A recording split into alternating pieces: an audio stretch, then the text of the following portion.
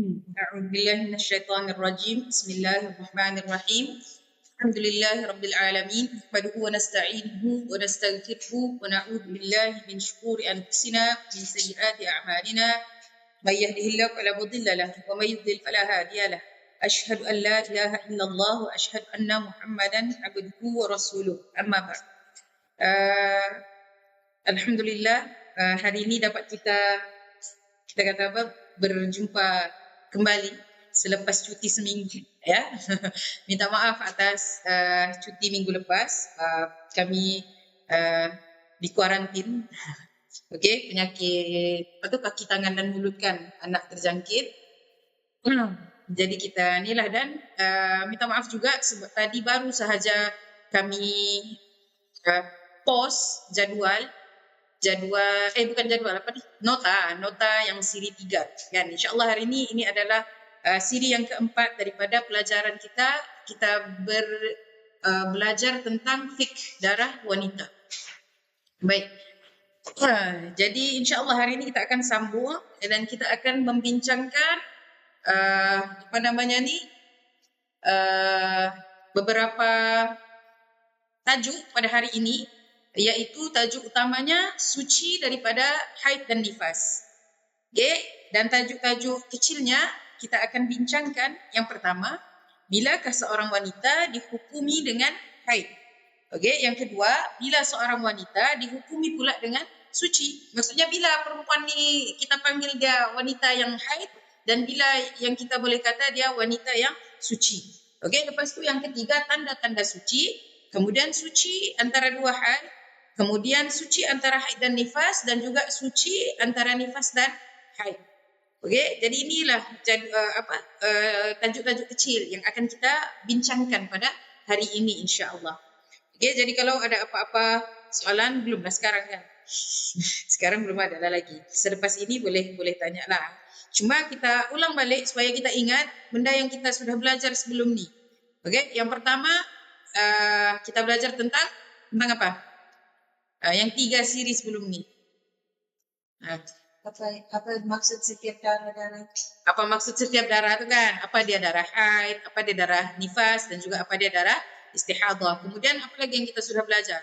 Kita sudah belajar tentang orang hamil pun boleh haid. Lagi umur permulaan haid, sifat-sifat darah haid pun kita sudah sentuhkan. Darah haid ada beberapa warna kan. Okey. Jadi insya-Allah hari ini kita akan bincang tajuk yang pertama pada hari ini yang kita sentuh adalah bilakah wanita dihukumi dengan haid. Maksudnya bila yang kita kata seorang wanita itu dia menjadi seorang yang wanita yang berhaid. Okey, jadi yang pertama wanita mubtada'ah. Okey, masih ingat kan perkataan mubtada'ah? Apa maksud mubtada'ah? Ingat sudah? Apa maksud mubtada'ah? Ini dalam tajuk umur permulaan haid. Mubtada'ah maksudnya wanita yang mula-mula dapat haid. Wanita yang mula-mula dapat haid. Jadi kalau wanita mubtada'ah, kita boleh hukumkan dia dapat, maksudnya dia ada haidnya bila mana darah itu keluar pada umur yang boleh dihukumkan sebagai haid. Bila? Kita sudah belajar hari itu. Bila umur yang boleh dihukumkan perempuan yang mula-mula sekali datang haid? Berapa? 9 tahun. Ingat nih, 9 tahun qamariyah, takribiyah. Okey, takribiyah. Okey, itu untuk wanita yang mubtada'ah. Cuma mungkin yang ada pada hari ini yang tengok di live Facebook mungkin sudah mengalami haid. Jadi kita adalah kategori wanita yang kedua di situ, wanita mu'tadah. Okey, wanita mu'tadah. Okey, wanita mu'tadah ni kita lah ni. Maksudnya mu'tadah ni berasal daripada perkataan adat. Adat maksudnya yang sudah adat kebiasaannya memang datang haid sebelum ni. Kalau 6 bulan sekali kah, 3 bulan sekali kah, itu tak penting. Yang penting dia memang sudah datang haid. Itu. Jadi wanita mu'tadah ni dihukumkan darah itu sebagai haid apabila apa? Dia datang selepas suci 15 hari ataupun lebih. Okey, ataupun lebih. Cuma mana sudah ni? Okey. Uh, Okey, maksudnya jarak antara haid yang lama, okey, kita haid, lepas tu kita suci. Okey, so tempoh suci tu sekurang-kurangnya 15 hari. Suci selama 15 hari. Kalau darah tu keluar, darah yang kedua keluar selepas kita suci 15 hari, maka itulah darah yang kita kata darah haid. Okey, adapun kalau keluar sebelum, dia termasuk dalam satu bab yang akan kita bincangkan nanti, menyempurnakan baki suci. Menyempurnakan baki suci. Jika dia suci dalam keadaan bila dia suci tu darahnya darahnya keluar kembali sebelum sebelum sampai tempoh 15 hari sekurang-kurangnya suci. Okey? Boleh. Dapat dulu yang itu nanti boleh kita fahamkan lebih lanjut. Baik. Cuma wanita mu'tadah ni baik. Dia kita akan bincang.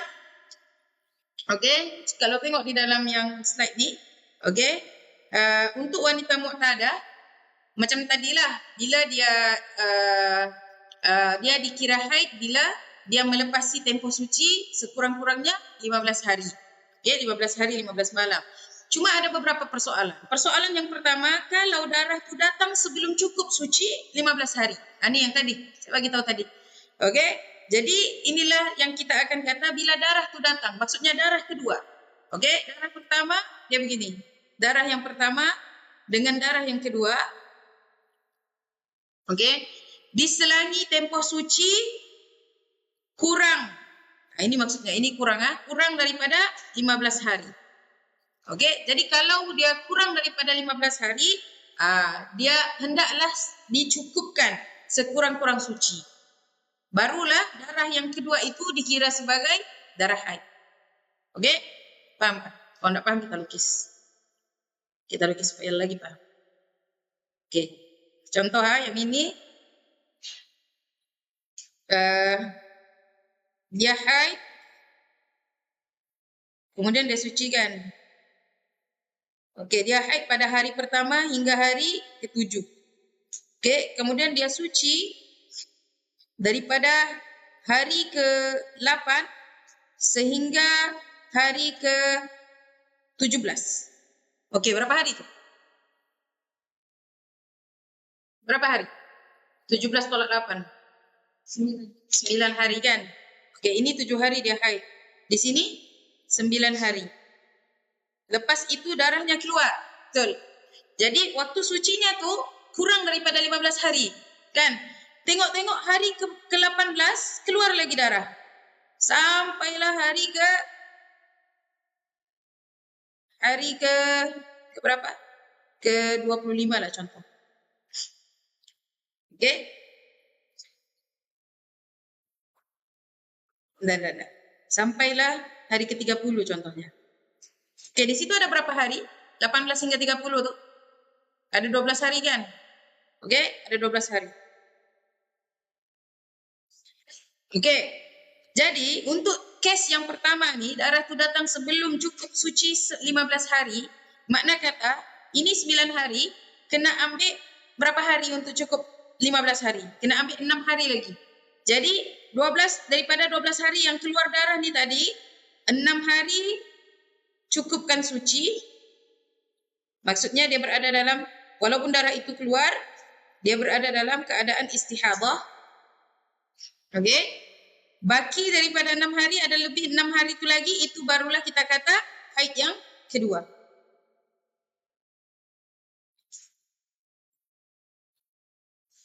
Boleh faham? Ya, ini kalau dia punya sucinya tu tempoh sucinya kurang daripada 15 hari. Kalau lebih tidak jadi masalah.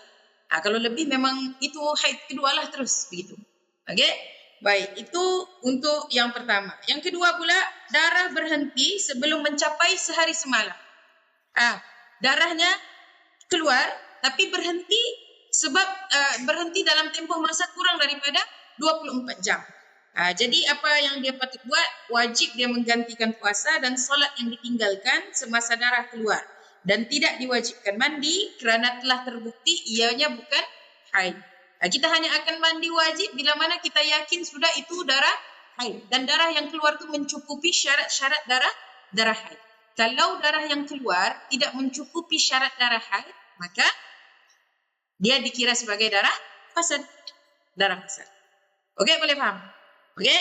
Jadi begitu. Wanita yang haid dihukumi dengan haid bila mana darah itu keluar, itu yang kita kata melebihi tempoh sekurang-kurang suci.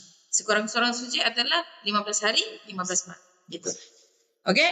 Dan yang kedua pula, kita masuk tajuk yang kedua pula, bilakah wanita dihukumi dengan suci? Bila? Maksudnya bila seorang wanita ni dia dikira suci. Wanita dianggap suci daripada haid bila darah berhenti. Bila darah berhenti selepas cukup tempoh sekurang-kurang haid. Maksudnya darah tu mesti berhenti selepas tempoh 24, bukan mestilah, maksudnya darah tu berhenti selepas tempoh 24 jam. Kalau darah tu berhenti sebelum tempoh 24 jam, itu tidak dikira haid. Maka tidak adalah istilah suci daripada haid. Sebab darah yang tadi kurang daripada 24 jam tu tidak dikira haid. Okey, adapun bila darah tu lebih daripada 24 jam kemudian berhenti. Tak kiralah dia berhenti hari kedua kah, hari ketiga kah. Okey, bila darah berhenti maka wanita itu kita hukumkan sebagai suci. Bila darah berhenti, kalau tengok darah kita haid, darah berhenti suci. Gitu. Okey? Boleh? Okey. Jadi kalau kalau dia ada soalan yang kita akan kita akan terfikir, contohlah darah berhenti tapi darah tu datang semula. Selepas beberapa hari berhenti, darah kemudian datang semula dalam tempoh haid. Maksudnya dalam tempoh haid ni, tempoh maksimum haid berapa? 15 hari, 15 malam kan? Sebelum ni kita sudah belajar.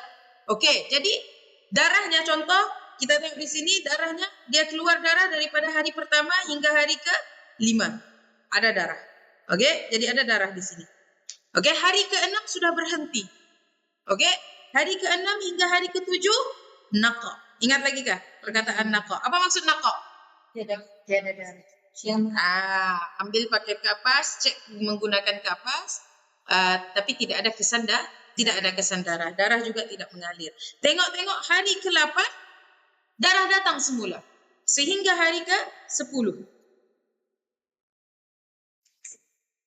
Okey? Jadi kalau begini, kalau dalam keadaan begini, macam mana kita mau kata ni? Darah yang begini. Dia berhenti kemudian dia keluar balik. Selama mana dalam tempoh haid, maksudnya masih dalam lingkungan 15 hari 15 malam, maka semua ni haid. Sebab apa? Masih dalam lingkungan 15 hari 15 malam. Okey, dan seterusnya lah begitu. Melainkan darah itu keluar lebih daripada 15 hari 15 malam. Barulah kita akan kata apa dia? Dia bercampur. Haid yang bercampur dengan istihadah ataupun fasad. Okey, boleh. Okey. Baik. Okey. Hari itu ada, saya ingat yang 2 minggu lepas punya soalan. Jika kebiasaan haid seorang wanita terputus-putus, ada soalan ni kan? Adakah dia diwajibkan mandi dan salat setiap kali darah berhenti? Okey, dalam keadaan ni, dalam masalah ni ada 2 pendapat. Pendapat yang pertama, pendapat Imam An-Nawawi. Okey, pendapat yang disahihkan oleh Imam An-Nawawi. Dan ini merupakan pendapat mu'tamad di dalam mazhab Asy-Syafi'i.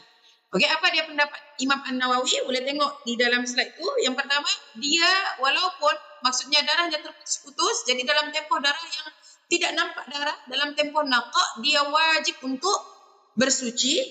Okey, dan wajib untuk dia buat buat perkara yang diwajibkan kepada wanita yang suci, walaupun dia mempunyai kebiasaan darah yang terputus-putus. Okey, maksudnya bila waktu naqa'nya, bila waktu dia mengalami naqa' di antara darah yang keluar tadi, dia wajib apa? Wajib mandi dan wajib dia solat. Kalau pada waktu puasa Ramadan, dia boleh berpuasa Ramadan pada ketika itu. Okey? Dan boleh dia buatlah benda yang dibenarkan seperti wanita suci. Okey, tapi kalau Imam Ar-Rafi'i pula, pendapat Imam Ar-Rafi'i, ya, wanita tersebut tidak boleh mengerjakan sesuatu pun daripada mandi dan salat. Kerana secara zahirnya pada bulan ini kebiasaannya akan berulang kembali seperti bulan sebelumnya. Maksudnya dia mempunyai adat ni maksudnya sudah ada kebiasaan darah tu terputus-putus. Kalau Imam Nawawi, walaupun kita sudah ada adat darah yang terputus-putus, mesti juga kita time naqah tu mesti juga kita mandi, kita sembahyang macam biasa. Tapi kalau Imam Ar-Rafi'i cakap dia tidak boleh, kena tinggalkan sebab adatnya haidnya sudah terputus-putus. Jadi kena tunggu sampai yang last kali hari tu darah keluar, okey, barulah dia mandi. Okey, mau mudah kita tengok ni. Kalau mau mudah kita tengok ni ada contoh masalah di sini. Okey, nampak kan tu? Okey, tengok. Di dalam jadual ni ada hari kan, hari daripada hari pertama sampailah hari ke-9. Okey, bulan yang pertama, wanita ini dia mengalami haid daripada hari pertama sampai hari ke-7. Hari ke-7 berhenti, hari ke-8 dia mandilah gitu. Okey? Kemudian bulan yang kedua bermula sudah. Adat haidnya tu terputus-putus. Hari pertama keluar darah, hari kedua berhenti darah kan. Yang merah tu dia ada darah lah. Yang putih tu itu maksudnya dia naqah. Okey, sampailah hari ke-7 juga. Okey, tengok bulan yang ketiga pun sama juga. Darahnya keluar dan berselang-seli dengan naqah di situ. Okey, bulan keempat lagilah darah yang keluar 5 hari, sampai hari ke-5 saja. Tapi itu pun berselang-seli kan. Okey, begitu bulan yang ke-5, lagi lah jauh. Okey, boleh nampaklah di situ. Okey, daripada jadual ni kalau kita tengok pemahaman terhadap pendapat Imam Nawawi dan juga Imam Ar-Rafi'i tadi, kalau kita tengok dalam jadual tu, okey, cuba tengok. Imam Nawawi bulan yang pertama haid yang keluar 7 hari, okey, wajib dia mandi pada hari ke-8. Perempuan tu wajib mandi pada hari ke-8 lah sebab dia sudah suci daripada darah. Okey, bila bulan yang kedua, ini masih lagi dalam Imam An-Nawawi ya. Bila bulan yang kedua, wajib mandi dan solat setiap kali naqah. Maksudnya ini pendapat Imam Nawawi ini, bulan yang kedua yang berselang-seli dia punya darahnya terputus-putus tu, berselang-seli dengan suci, setiap kali suci wajib dia mandi dan wajib dia solat. Wajib, dan dia boleh buat apa sahaja yang wanita suci boleh buat. Apalah, baca Quran, pegang Al-Quran kan boleh. Tidak jadi masalah. Okey, itu pendapat Imam Nawawi. Okey, cuma bila keluar darah itu haid. Berhenti darah wajib kita mandi, kemudian wajib kita buat solat dan sebagainya. Okey, itu Imam Nawawi. Tapi kalau Imam Ar-Rafi'i, okey, cuba tengok di bahagian Imam Ar-Rafi'i. Yang pertama, bulan yang pertama, ini perempuan belum lagi haidnya terputus kan? Okey, jadi wajib sama juga. Dia sama dengan Imam Nawawi. Untuk bulan yang pertama, perempuan ni tadi dia wajib mandi. Dia wajib mandi pada hari ke-8. Okey, lepas tu bulan yang kedua sudah ada selang-seli kan? Kalau tengok darahnya terputus-putus kan? Haid, naqah. Jadi pada ketika itu wajib mandi dan solat setiap kali naqah.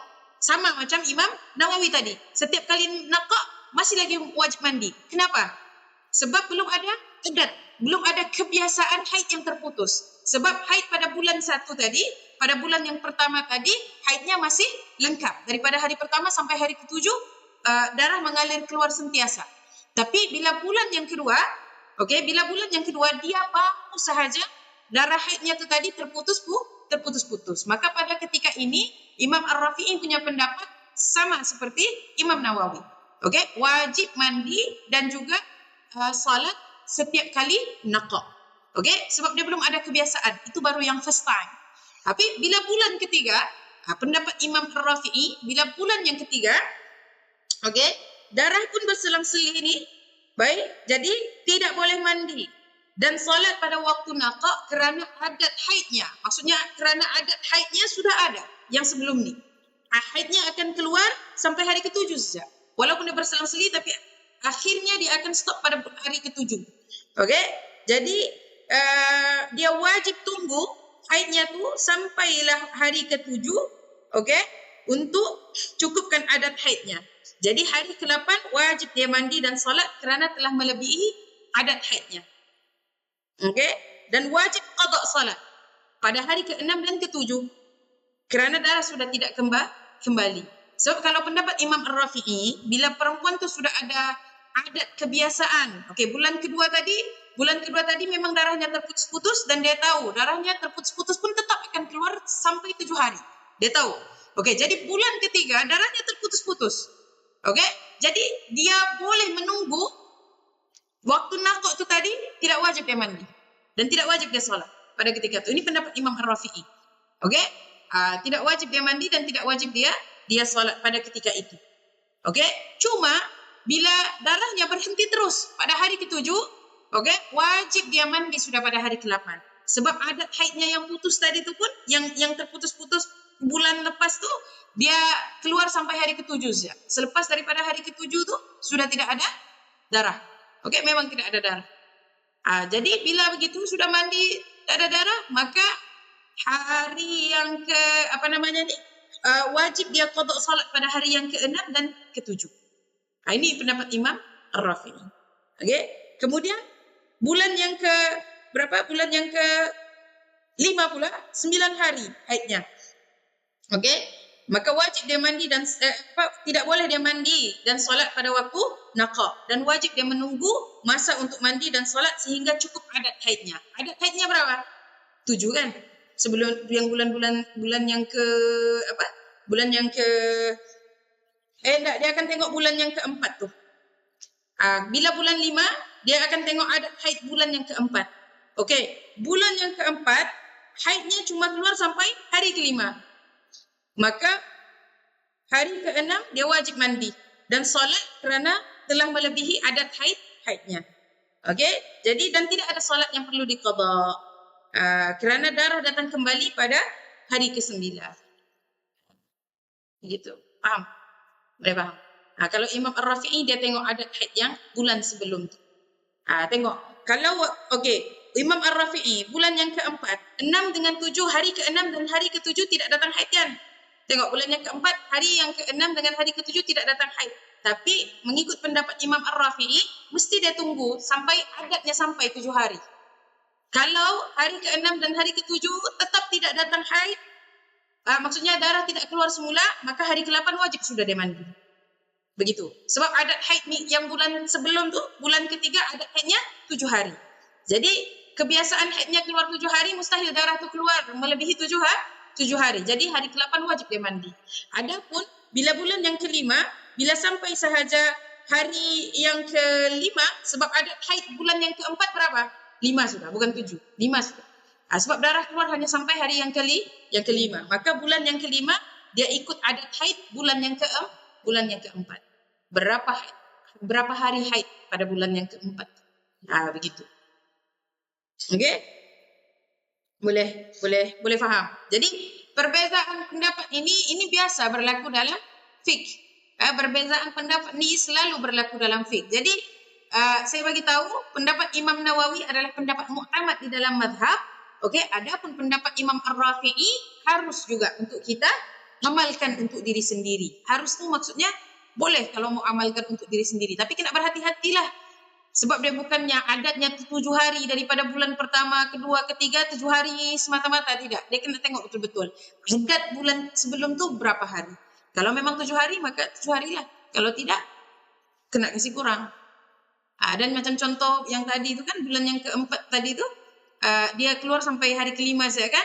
Maka hari ke-6, hari ke-7 dia tengok darah sudah, hari ke-8 dia wajib mandi, kemudian dia wajib qada balik solat hari ke-6 dengan hari ke-7. Begitu. Itu mazhab pula, itu pendapat Imam Ar-Rafi'i. Dua-dua ni imam dalam mazhab Syafi'i. Okey?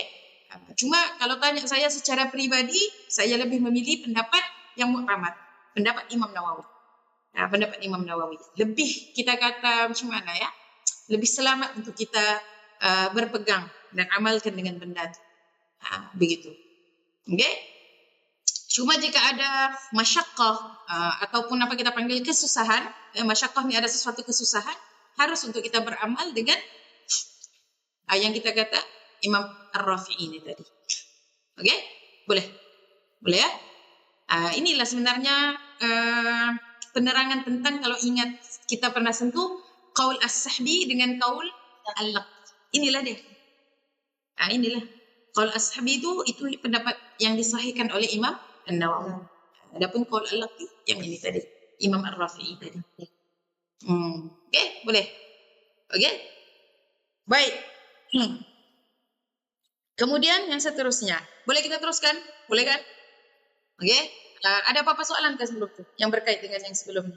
Tidak ada? Okey.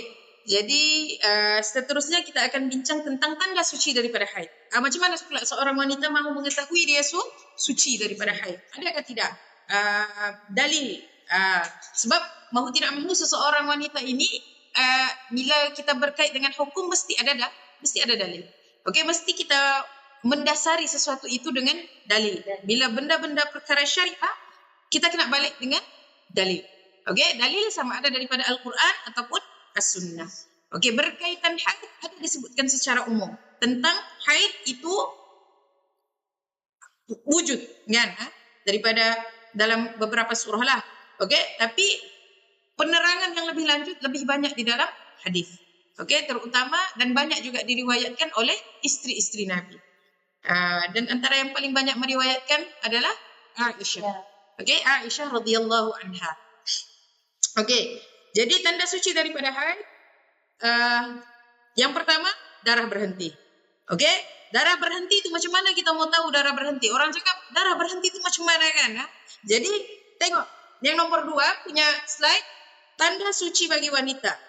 Okey, ada sebuah hadis bahawa dulu ini ada sebuah hadis lah.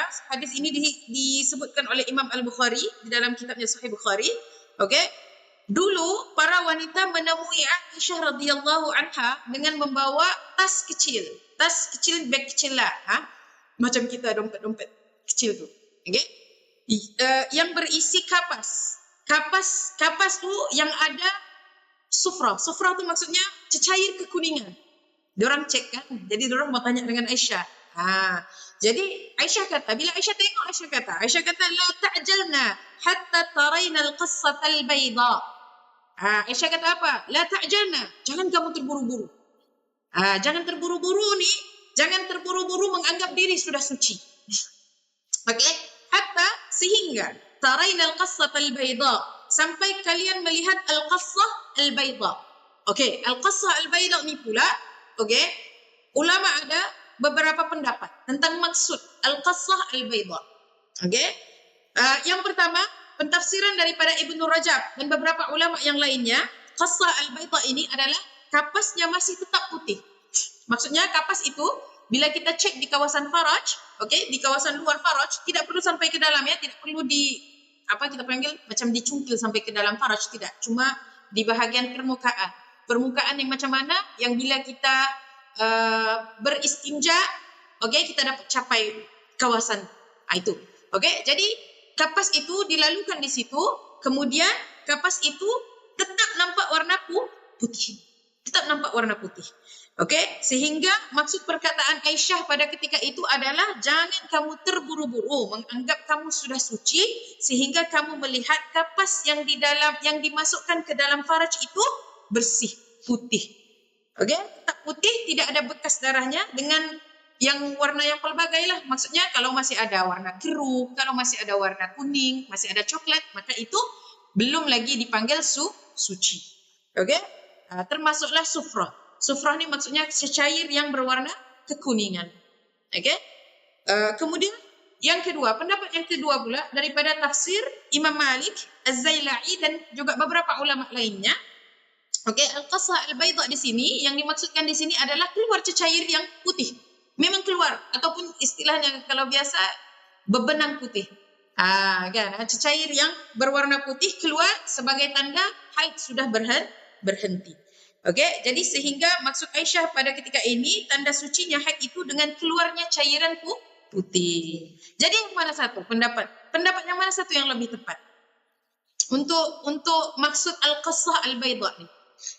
Yang kedua?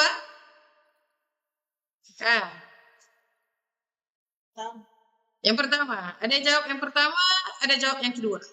Okey, jawapannya dua-dua. sebab seorang wanita dia keadaannya lain-lain. Ada wanita yang memang keluar cecair putih selepas haid. Tapi ada wanita tidak keluar. Tapi haidnya sudah kering. Bila dilalukan nafas, dipanggil jufuf. Al-jufuf. Jufuf maksudnya kering. Kering daripada darah. Bila dilalukan kapas, memang tidak ada bekas di kapas. Begitu.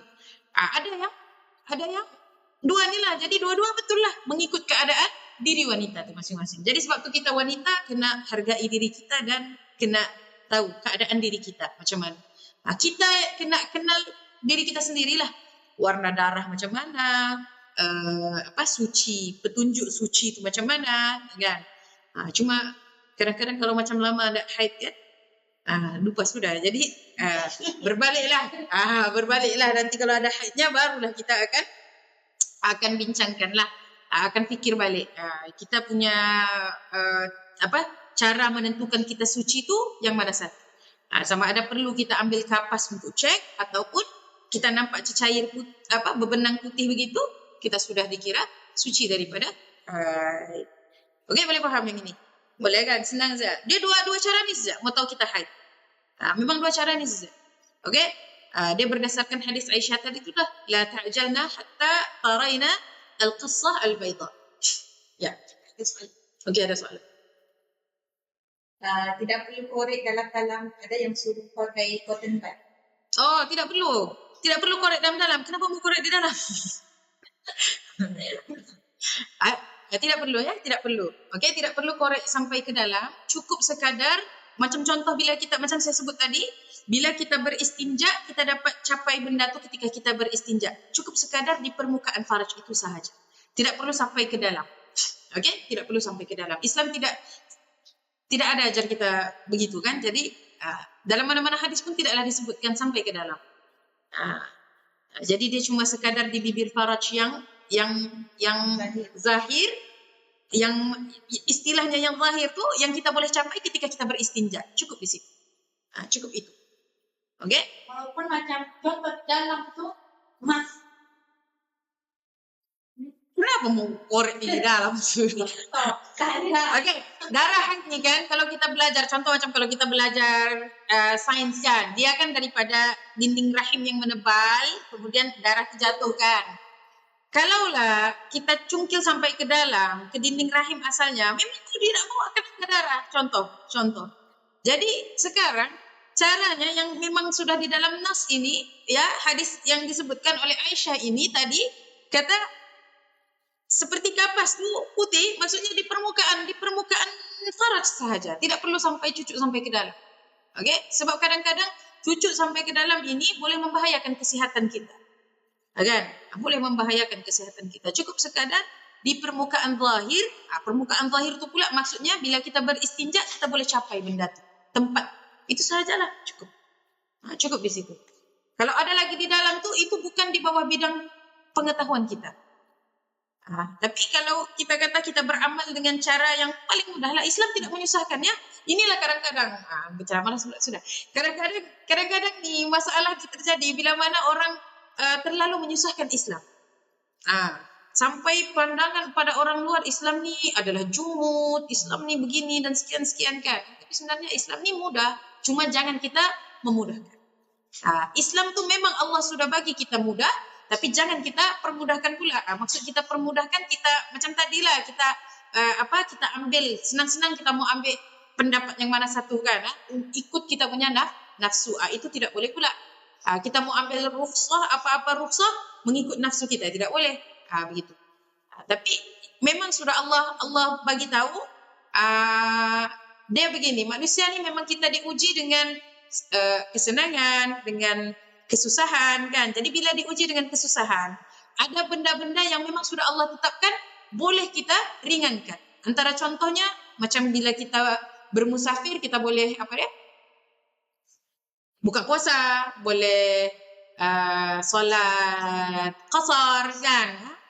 Kemudian macam-macam lagi lah. Tapi janganlah sampai benda tu kita permudahkan pula. Kita bermudah-mudah dengan benda-benda yang rukhsah yang sudah Allah bagi. Jangan bermudah-mudah. Begitu. Dia begitulah. Okey? Boleh? Boleh? Tidak perlu sampai ke dalam. Tidak perlu sampai ke dalam. Okey? Baik. Sekarang kita masuk pada tajuk tempoh suci antara dua haid. Maksudnya daripada haid pertama sampailah haid yang kedua. Sekurang-kurang tempoh suci antara dua haid ialah 15 hari 15 malam. Macam mana dapat?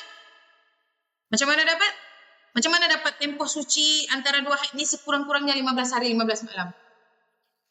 1 bulan. Paling maksimum darah haid keluar 15 hari 15 malam. Maka paling minimum darah haid itu berhenti berada dalam keadaan suci 15 hari 15 malam juga. Begitu. Dapatlah 1 bulan 30 hari. Okey. Kebiasaan suci antara dua haid pula ialah baki dari sebulan selepas tempoh kebiasaan haid. Boleh tengok dalam jadual itulah. Bulan pertama dia suci 5 hari, kemudian dia datang haid 7 hari. Kemudian 18 hari lagi di bulan yang pertama dia suci. Kemudian pada bulan yang kedua, masuk bulan yang kedua dia suci 5 hari. Okey, kemudian dia haid lagi 7 hari, dia suci lagi 18 hari. Maka 18 hari tambah dengan 5 hari antara dua haid itu tadi kita panggil ini adalah tempoh kebiasaan. Sebab apa? Sebab kebiasaan seorang wanita haidnya berapa hari? 7 hari. Haid seorang wanita kebiasaannya 7 hari. Maka bila haidnya kebiasaan 7 hari, tempoh suci yang biasa adalah 23 hari suci. Ini menunjukkan period cycle perempuan ni berapa hari? 30 hari. 30 hari. Dan juga period cycle maksudnya kitaran haid seorang wanita berbeza mengikut individu. Okey, sekarang ni sudah banyak teknologi kan. Ada yang pakai apa? Period calendar. Macam-macam lah di dalam apps punya ni banyak kan. Jadi boleh pakai benda tu. Gunakan. Di situ tu senang. Kadang-kadang tinggal tanda saja warna darah warna apa, mood hari ni macam mana kan. Jadi gunakanlah teknologi dengan sebaiknya. Okey? Dia ada macam-macam sekarang. Jadi dan dia boleh automatic kira lagi kita punya cycle period tu berapa. Kitaran period kita tu biasanya berapa. Begitu. Okey, jadi seorang wanita kitaran haidnya berbeza-beza. Kalau tanya saya, belum ada kitaran haid yang baru. Ya. Ada soal. Bila cek dengan kapas tu bersih. Lepas tu esok tu dia ada cairan kuning. Adakah benda tu masih dikira haid? Selepas suci, kita yakin kita suci, besok tu keluar kekuningan, cecair kekuningan tidak dikira haid. Cecair kuning yang keluar selepas suci tidak dikira haid. Walaupun masih dalam tempoh universal. Walaupun. Bukan. Macam mana? Walaupun? Macam mana? Soalanmu? Kan contoh ke hari haid, 8 tu berhenti. Macam cuci. Hari ke-9 tu keluar kuning.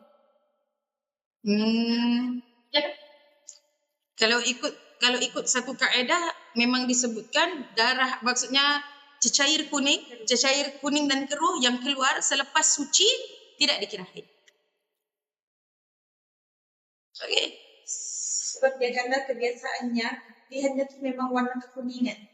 Maka itu adalah keputihan. Itu adalah keputihan. Melainkan warna kuning itu tadi bersambung dengan darah baru. Okey, faham? Jadi kalau kita suci, darah tu keluar selepas suci, kaedah kata bukan haid. Cecair yang kuning dan juga keruh yang keluar selepas tempoh suci bukan dikira haid, belum dikira. Okey, boleh?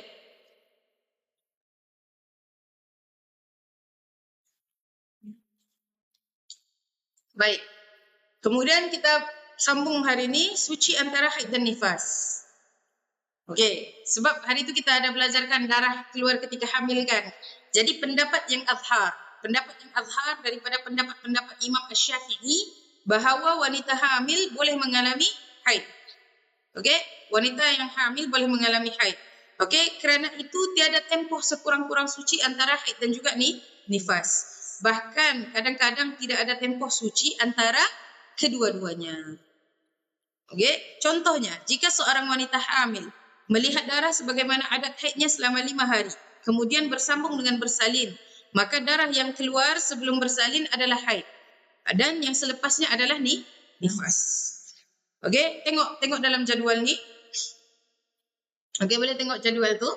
Okey, jadi hari yang pertama sampai hari yang kelima darah sebelum sakit bersalin. Catatan di situ, darah itu cukup syarat haid. Dia keluar mengalir keluar lebih daripada sehari semalam. Apalagi itu keluar dalam tempoh kebiasaan haidnya. Okey, maka darah itu kita hukumkan sebagai haid. Okey, kemudian dia rasa sakit sudah mau bersalin. Okey, jadi sakit bersalin ada keluar darah. Okey, perempuan ada keluar darah sebelum dia bersalin. Belum lagi bersalin tapi keluar darah sudah. Dan darah yang tadi perempuan ni bersambung dengan darah haidnya. Maka hukum darah yang keluar tadi itu adalah darah haid. Adapun wanita yang tidak mengalami haid sepanjang hamil, tiba-tiba keluar darah. Keluar darah sebelum bersalin. Maksudnya sakit bersalin tu ada keluar cecairlah yang seperti darah. Maka pada ketika perempuan ini yang darahnya tidak bersambung dengan darah haid, itu bukan haid. Tapi perempuan ni sekarang kesnya dia bersambung dengan darah haid. Darah haid. Dia bersambung. Darah yang sakit bersalin tu bersambung dengan darah haidnya. Maka dihukumkan darahnya tu tadi sebagai haid. Dia perlu tinggalkan solat lah. Jangan solat pada ketika itu. Kemudian darah selepas bersalin. Tiada tempoh suci antara haid dan nifas. Darah yang keluar selepas bersalin tu tadi terus dikira nifas. Jadi tidak ada tempoh suci antara haid dan juga nifas. Itu maksudnya di sini. Okey, boleh faham? Faham? Baik, kemudian suci antara nifas dan juga haid. Okey, suci antara nifas dan haid ada dua keadaan. Ada dua keadaan. Yang pertama, suci datang sebelum cukup sebanyak-banyak tempoh nifas, iaitu 60 hari. Maka disyaratkan suci hingga 15 hari, 15 malam. Okey, suci datang sebelum cukup sebanyak-banyak tempoh nifas iaitu 60 hari. Maka disyaratkan sucinya mestilah 15 hari, 15 malam. Nampak kan? Nampak kan? Okey. Contohnya macam ni. Seorang wanita ni darah nifasnya telah keluar selama 10 hari. 10 hari darah nifas. Baby keluar, lahir, darah pun mengalir keluar selama 10 hari.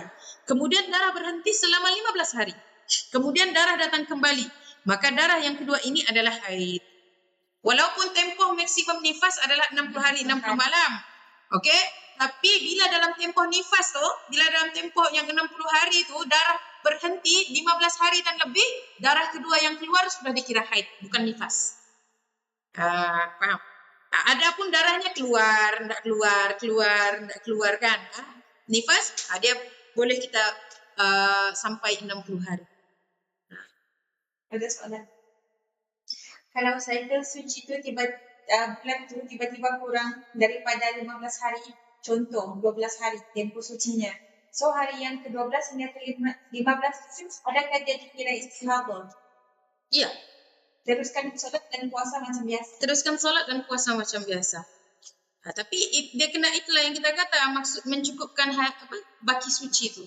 Nanti kita akan bincangkan benda tu lebih lanjut lagi. Sebab dia ada beberapa keadaan juga pasal mencukupkan baki suci ni.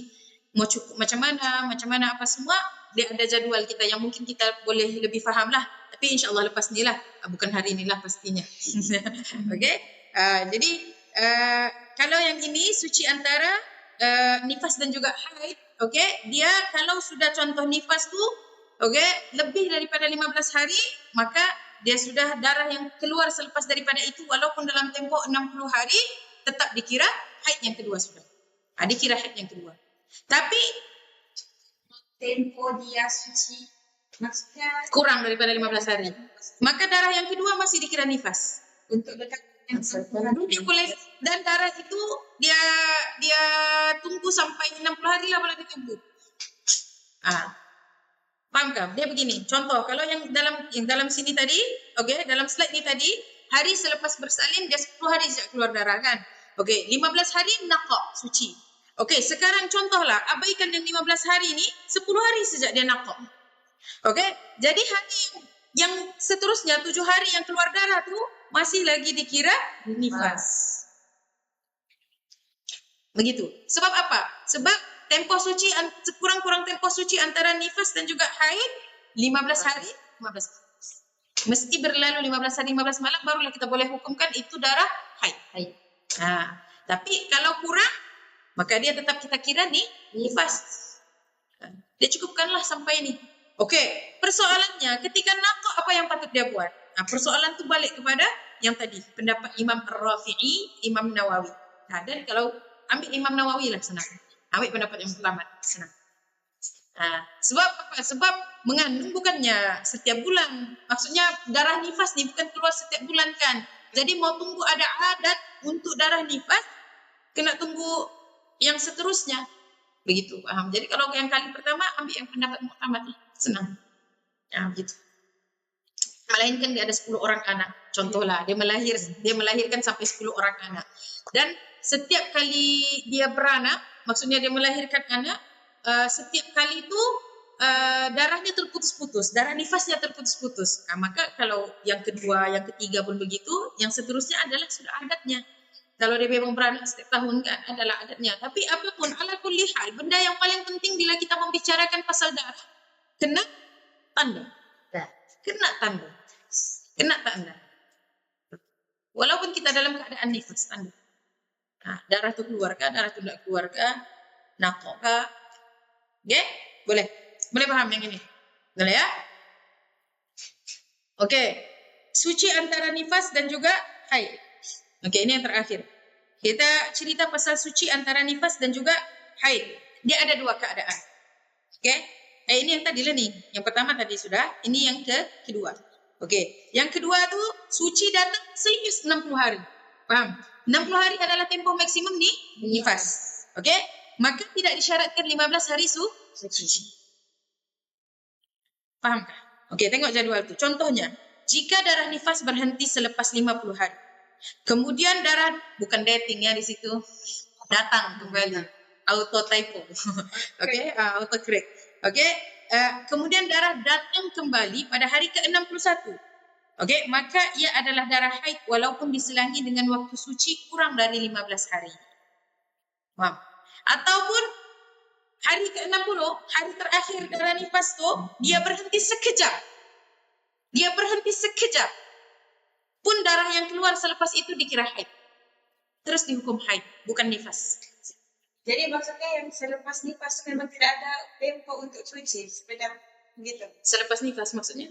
Kan cukup 60 hari kan. So yang kalau darah itu berhenti dan disambung darah seterusnya itu dikira haid lah. Ya. Nah, kalau dia berhenti, kemudian ada darah keluar lagi. Selepas darah berhenti, selepas naqaq dalam lahzah. Disebutkan dalam kitab lahzah ni maksudnya walaupun sedetik. Walaupun sedetik darah itu berhenti, darah yang keluar selepas tu barulah kita hukumkan haid. Tapi kalau tu kekal bersambung, darah 60 keluar darah hari ke-61 pun keluar lagi. Darah hari ke-61 dan hari ke-60 keluar bersambung, maka kita kata wanita ni dia nifasnya bercampur dengan istihadah. Nifasnya bercampur dengan istihadah gitu. Kalau bersambung. Okey, boleh faham? Boleh ya? Tapi kebiasaan nifas ni 40 hari lah. Kebiasaan, tempoh kebiasaan nifas 40 hari. Nanti kita akan bincanglah bab nifas. Rasanya next adalah pasal nifas. Sudah masuk bab nifas. Okey, kemudian baru kita akan sambung lagi lah nanti pasal menyempurnakan baki suci dan sebagainya. Gitu. Okey, jadi setakat ni faham? Boleh faham? Ada persoalan? Tak ada. Boleh faham kan yang beza yang pasal tempoh suci antara dua haid, mesti sekurang-kurangnya berapa? Berapa hari? 15 hari, 15 malam. Begitu. Okey? Boleh. Masih ada soalan tak? Tak ada. Okey? Jadi dengan darah istihad. Kalau dia berterus-terusnya. Kalau darah tu berterusan keluar hari ke-60 hingga hari ke-61, maka nifasnya sudah bercampur dengan istihadah. Nifasnya sudah bercampur dengan istihadah. Itu. Cuma dalam keadaan ini, bila waktu kita naqaq, okey, ambillah pendapat yang muktamad. Apa dia? Wajib dia mandi, kemudian wajib dia solat dan boleh dia buat apa sahaja benda yang wanita suci boleh buat. Okey, tapi bila darahnya kembali dan kita hukumkan darah seterus itu adalah haid, bukan istihadah ke apa, maka apa yang patut kita buat? Berhentilah. Jangan solat dan sebagainya. Nanti ada topik pasal menopause. Monopause pun insya-Allah kita akan sentuh sedikit sebab dia agak penting jugalah. Sebab ada orang pernah tanya kan, sudah menopause kan berapa tahun tiba-tiba contohlah umurnya 57 menopause. Menopause maksudnya lama sudah tidak ada darah. Tiba-tiba umur 60 keluar darah balik. Adakah benda tu boleh terjadi kah? Insya-Allah kita akan bincangkan nanti juga. Okey? Ya, ada lagi. Ya, soalannya, kalau darah berhenti masa waktu asar, adakah dia kena kodok surat cukup? Kalau darah berhenti Pada waktu asar, adakah dia kodok surat cukup? Oh, benda ni dalam mazhab Syafi'i dia ada dibincangkan. Okey, ada pendapat yang kata iya. Cuma waktunya tu nanti sebab saya kena buat dia jadual baru orang boleh faham apa yang dimaksudkan. Dia ada itulah. Tapi insya-Allah nanti kita akan sentuh. Okey, kita akan sentuh bab tu juga insya-Allah. Okey, ada lagi lain? Tidak ada sudah? Okey. Yang live ni fahamkah dengan bahasa yang saya pakai? Sebab saya menggunakan bahasa, saya rasa bahasa baku Sabah lah. Tidaklah dalam slang-slang yang di Sabah ni. Cuma faham tak? Kalau tidak faham, boleh kalau tak kecek Kelantan. Boleh kita reti kecek Kelantan. Tapi takut orang sini pula tak reti. Tak payah. Nak cakap Semenanjung pun boleh. Tapi dia macam terbelitlah lidah kan. Orang di depan saya, orang yang berada di depan saya orang Sabah. Tapi yang live orang Semenanjung kan. Jadi itulah saya mau tanya dululah. Fahamkah? Kalau boleh faham, saya teruskanlah dengan bahasa Sabah. Saya tidak perlu tukar. Okey? Okey, boleh. Jadi tak apalah. Jadi saya rasa setakat itu dulu untuk kelas kita pada hari ini. InsyaAllah ada apa-apa persoalan, kita akan bincanglah yang seterusnya nanti. Jangan pusing-pusing.